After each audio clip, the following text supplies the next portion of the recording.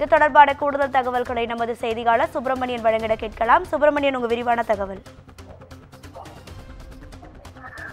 DGP அலுவலக வாயிலில் விடுதலை சிறுத்தைகள் கட்சியினருக்கும் அதே போல புரட்சி தமிழகம் பறையர் பேரவை மாநில தலைவர் ஏர்போர்ட் மூர்த்தி இருவருக்கும் இடையே மோதல் என்பது ஏற்பட்டிருந்தது.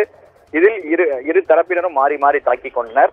இது தொடர்பாக மெரினா காவல் நிலையத்தில் இரு தரப்பினர் மீது வழக்கு பதிவு என்பது செய்யப்பட்டிருந்தது.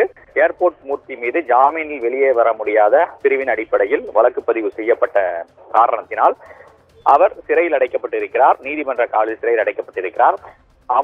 அவர் மீது குண்டர் சட்டத்தின் கீழ் நடவடிக்கை எடுக்க வேண்டும் என்று விடுதலை சிறுத்தைகள் கட்சியினுடைய வழக்கறிஞர் பிரிவினர் சென்னை காவல் ஆணைய அலுவலகத்தில் புகார் அளித்திருக்கின்றனர்.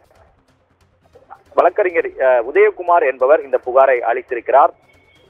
ஏற்கனவே ஏர்போர்ட் மூர்த்தி மீது பல்வேறு வழக்குகள் நிலுவையில் இருப்பதாகவும் அந்த வழக்கு அது மட்டுமல்லாமல் பொது இடத்தில் கத்தியோடு தாக்குதல் சம்பவத்தில் அவர் ஈடுபட்டு இருக்கிறார். எனவே பொதுமக்களை அச்சுறுத்தும் வகையில் செயல்பட்டிருக்கிறார்.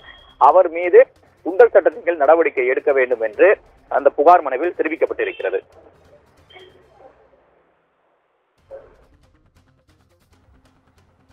தகவல்களுக்கு நன்றி சுப்பிரமணியன்.